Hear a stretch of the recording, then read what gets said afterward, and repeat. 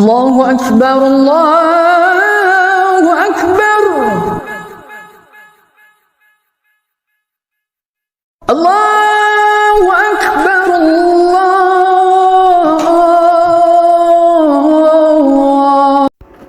Kunci keselamatan dan kebahagiaan terletak pada hati. Hati adalah wadah rahasia. Bibir adalah induk kuncinya. Lidah anak kuncinya, peliharalah anak kunci. Karena selama rahasia di dalam wadahnya, Anda menawannya, dan bila terbuka, maka Anda yang menjadi tawanannya. Quraisy Shihab. Assalamualaikum warahmatullahi wabarakatuh. Bapak Ibu, akal menghasilkan ilmu dan hati melahirkan iman. Hati berpotensi untuk berbolak-balik, di satu saat merasa senang dan di saat yang lain merasa susah. Suatu kali mau menerima dan suatu kali menolak. Hati memang tidak konsisten kecuali yang memperoleh bimbingan cahaya ilahi. Dari sinilah lentera diperlukan bagi hati manusia. Di dalam Al-Quran ada 20 jenis hati yang disebutkan oleh Allah. Dari 20 jenis tersebut, 8 diantaranya termasuk hati yang baik dan 12 diantaranya termasuk hati yang rusak. Kedua-puluh jenis hati tersebut adalah sebagai berikut. Qalbun salim, yaitu hati tulus ikhlas kepada Allah, bersih dari kekafiran, kesyirikan, kemunafikan, dan penyakit hati lainnya. Qalbun munib adalah hati yang selalu kembali dan bertaubat kepada Allah, serta senantiasa datang melakukan ketaatan kepadanya. Qalbun mukbit adalah hati yang selalu tunduk, tenang, dan tentram. Hati yang bergetar, yaitu hati yang takut kepada Allah, lantaran takut amalannya tidak diterima oleh Allah dan tidak selamat dari azabnya. Hati yang bertakwa adalah hati yang mengagungkan syiar dan syariat Allah. Qalbun muhda adalah hati yang selalu diberi petunjuk oleh Allah, yaitu hati yang ridho kepada takdir Allah serta berserah diri kepada ketentuannya. Qalbun mutamain adalah hati yang selalu tenang dengan tauhid dan zikrullah. Hati yang hidup adalah hati yang dapat memahami dan merenungi berbagai kejadian tentang ahli maksiat yang didengarkannya dari kisah-kisah umat terdahulu yang diceritakan oleh Allah. Kemudian jenis hati yang kesembilan adalah ada hati yang sakit, yaitu hati yang ditimpa penyakit hati seperti ragu-ragu, kemunafikan, serta penyakit syahwat yang haram. Dan yang ke-10 ada jenis hati yang buta, yaitu hati yang mengenali kebenaran dan tidak dapat mengambil pelajaran. Jenis hati yang ke-11 ada hati yang lalai, yaitu hati yang lalai dari Al-Quran, hati yang selalu sibuk dengan kebatilan dan syahwat. Ke-12 ada hati yang berdosa, yaitu hati yang menyembunyikan persaksian tentang kebenaran. Yang ke-13 ada qalbun mutakabir, yaitu hati yang menyombongkan diri, enggan mentauhidkan dan mentaati Allah, serta takabur dengan kezalimannya yang banyak. 14 qalbun ghalid, yaitu hati yang keras, yaitu hati tercerabut darinya kelembutan dan kasih kepada sesama. Ke-15 ada qalbun maktum, yaitu hati yang tertutup, hati yang tidak mengindahkan petunjuk kebenaran dan tidak mau memahaminya.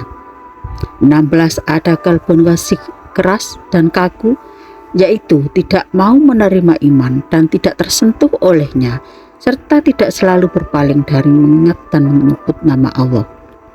17 ada jenis hati qalbun ghafil, yaitu hati yang lengah atau hati yang berpaling zikrullah dan lebih mementingkan hawa nafsu dari ketaatan kepada Allah. Yang ke-18 ada qalbun muklaf, yaitu hati yang tertutupi, tidak terbuka untuk menerima firman Allah dan sabda Rasulnya. 19 ada qalbun zaig, yaitu hati yang menyimpang, yakni menyimpang dari kebenaran. 20 ada qalbun murib, yaitu hati yang diliputi keraguan-raguan dan selalu bingung. Bapak Ibu, setelah kita mengetahui dari 20 jenis hati baik dan jenis hati yang buruk, pertanyaannya, kenapa kita mesti hati-hati dengan hati? Iya, karena hati adalah pikiranmu. Pikiranmu akan menjadi perkataanmu. Perkataanmu akan menjadi perbuatanmu.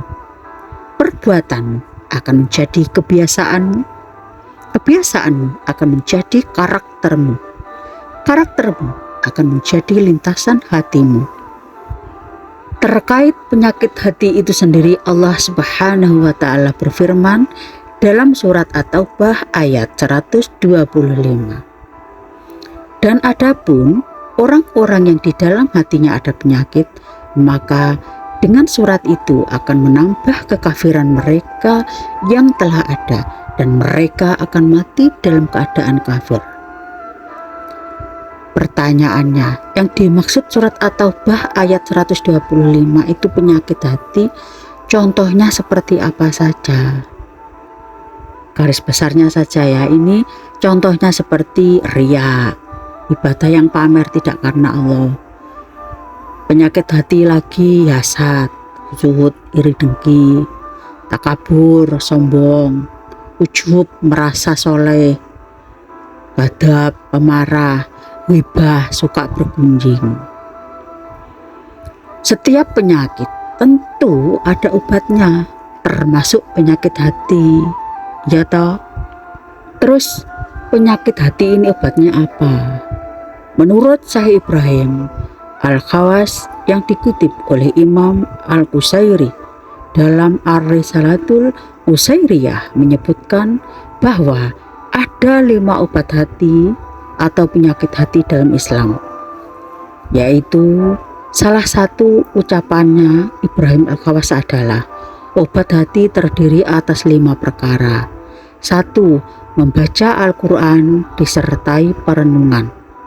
2. Mengatur pola makan agar perut tidak kenyang, bisa puasa atau dengan cara yang lainnya. Yang ketiga, bangun malam untuk sholat tahajud, zikir atau amalan lainnya. Yang keempat, merendahkan diri di hadapan Allah pada akhir malam. Dan yang kelima, bergaul dengan orang-orang yang saleh. Sementara itu, dari Imam Al-Ghazali dalam kitab Minhajul Abidin membagi konsep penyembuhan penyakit hati menjadi 2, yaitu penyembuhan penyakit hati dengan amal-amal lahiriah atau ibadah seperti sholat, zakat, puasa, sedekah, haji, zikir, dan mencari rezeki yang halal. Amar ma'ruf nahi mungkar juga termasuk. Terus ada lagi untuk penyembuhan penyakit hati, yaitu ittiba, dan penyembuhan hati dengan amal-amal batiniah seperti akhlak-akhlak yang mulia, taubat, khauf atau rasa takut, zuhud, sabar, syukur, ikhlas, jujur, tawakal, cinta kepada Allah, ridho, ikhlas kepada qada dan qadar, dan suka mengingat kematian. Penyakit hati ada, berarti ada penyebabnya, ya toh. Terus penyebabnya apa yang menyebabkan munculnya penyakit hati? 1. Kurangnya keimanan. Hal pertama yang menyebabkan seseorang mengalami penyakit hati adalah karena kurangnya keimanan dalam hati. Hati yang tidak memiliki keimanan lama-kelamaan akan menjadi penyebab matinya hati.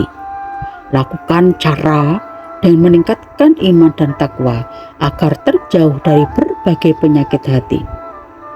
Penyebab munculnya penyakit hati lagi yaitu selalu mengeluh. Allah berfirman dalam suratnya Al-Ma'arij ayat 19-21, sesungguhnya manusia diciptakan bersifat keluh kesah lagi kikir. Apabila ia ditimpa kesusahan, ia berkeluh kesah, dan apabila ia mendapat kebaikan, ia amatlah kikir. Kisah surat Al-Ma'arij ayat 19-21. Penyebab munculnya penyakit hati yang ketiga yaitu kurang bersyukur. Rasa kurang bersyukur atas nikmat yang diberikan oleh Allah Subhanahu wa Ta'ala akan menyebabkan penyakit hati. Dengan mengikuti cara bersyukur menurut Islam, hati akan terhindar dari berbagai penyakit hati. Allah berfirman dalam surat Al-Baqarah ayat 172, "Hai orang-orang yang beriman, makanlah di antara rezeki yang baik-baik yang kami berikan kepadamu, dan bersyukurlah kepada Allah jika benar-benar kepadanya kamu menyembah." Kisah surat Al-Baqarah ayat 172. Penyakit hati timbul juga karena selalu berbuat maksiat. Perbuatan maksiat akan membuat hati menjadi keras sehingga sulit untuk menerima nasihat yang baik. Orang yang suka berbuat maksiat akan menjadi egois, berhati kotor, dan gampang emosi. Allah berfirman dalam surat Yusuf ayat 53, "Dan aku tidak membebaskan diriku dari kesalahan, karena sesungguhnya nafsu itu selalu menyuruh kepada kejahatan, kecuali nafsu yang diberi rahmat oleh Tuhanku. Sesungguhnya Tuhanku Maha Pengampun, lagi Maha Penyayang." Penyakit hati berikutnya adalah berbuat syirik. Syirik dalam Islam merupakan salah satu dosa besar dalam Islam. Syirik menyebabkan pelakunya akan memiliki akidah yang cacat selama ia melakukan syirik. Allah berfirman dalam surat Al-Furqan ayat 44, "Atau apakah kamu mengira bahwa kebanyakan mereka itu mendengar atau memahami? Mereka itu tidak lain hanyalah seperti binatang ternak, bahkan mereka lebih sesat jalannya dari binatang ternak itu." Kisah surat Al-Furqan ayat 44. Penyakit timbulnya hati atau timbulnya penyakit hati yang berikutnya adalah karena lalai berzikir. Salah satu keutamaan berzikir adalah mampu menjauhkan hati dari berbagai penyakit hati. Allah berfirman dalam surat Al-Anbiya ayat 97, "Dan telah dekatlah kedatangan janji yang benar, hari berbangkit, maka tiba-tiba terbelaklah mata orang-orang kafir. Mereka berkata, aduhai, celakalah kami. Sesungguhnya kami adalah dalam kelalaian tentang ini. Bahkan kami adalah orang-orang yang zalim." Kisah surat Al-Anbiya ayat 97. Penyakit hati berikutnya yang timbul karena terlalu mengejar dunia. Allah berfirman, "Dan barang siapa berpaling dari peringatanku, maka sesungguhnya baginya penghidupan yang sempit, dan kami akan menghimpunnya pada hari kiamat dalam keadaan buta." Berkatalah ia, "Ya Rabbku, mengapa engkau menghimpunkanku aku dalam keadaan buta? Padahal aku dahulunya adalah seorang yang melihat." Allah berfirman, "Demikianlah telah datang kepadamu ayat-ayat kami, maka kamu melupakannya, dan begitu pula pada hari ini kamu pun dilupakannya." Kisah surat Toha ayat 124 sampai 126. Penyakit hati yang timbul berikutnya adalah karena bangga dengan amal. Diwariatkan dari Abu Hurairah radhiyallahu anhu, Rasulullah Muhammad sallallahu alaihi wasallam bersabda, "Sungguh amal seseorang tidak akan memasukkannya ke dalam surga? Mereka bertanya, tidak pula engkau ya Rasulullah. Beliau menjawab, tidak pula saya. Hanya saja Allah meliputiku dengan karunia dan rahmatnya. Karenanya berlakulah benar atau beramal sesuai dengan sunnah. Dan berlakulah sedang atau tidak berlebihan dalam ibadah dan tidak kendor. Hadis riwayat Bukhari dan Muslim. Lafaz milik Al-Bukhari. Allah berfirman dalam surat Al-Mu'min ayat 79, masuklah kamu ke pintu-pintu neraka jahanam, sedang kamu kekal di dalamnya, maka itulah seburuk-buruk tempat bagi orang-orang yang sombong. Timbulnya penyakit hati berikutnya adalah karena meninggalkan sholat. Kewajiban seorang muslim adalah mengerjakan sholat fardu dan puasa Ramadan.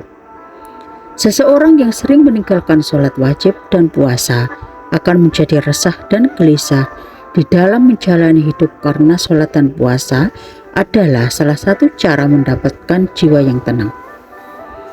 Dalam surat Al-Ankabut ayat 45 Allah berfirman, bacalah apa yang telah diwahyukan kepadamu,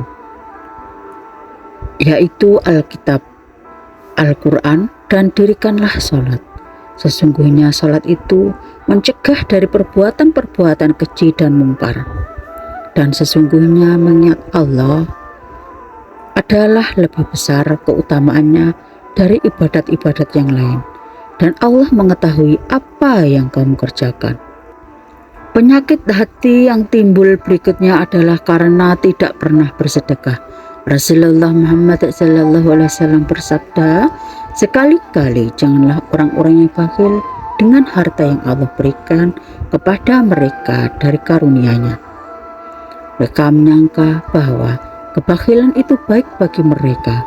Sebenarnya kebakhilan itu adalah buruk bagi mereka. Harta yang mereka bakhilkan itu akan dikalungkan kelak di lehernya di hari kiamat. Dan kepunyaan Allah lah segala warisan yang ada di langit dan di bumi. Dan Allah mengetahui apa yang kamu kerjakan. Kisah surat Ali Imran ayat 180. Bapak Ibu, itulah alasannya kenapa kita harus hati-hati dengan hati. Semoga kita semua tergolong orang-orang yang memperoleh bimbingan cahaya ilahi. Puasa Ramadan 1445 Hijriah sudah memasuki hari ke-22.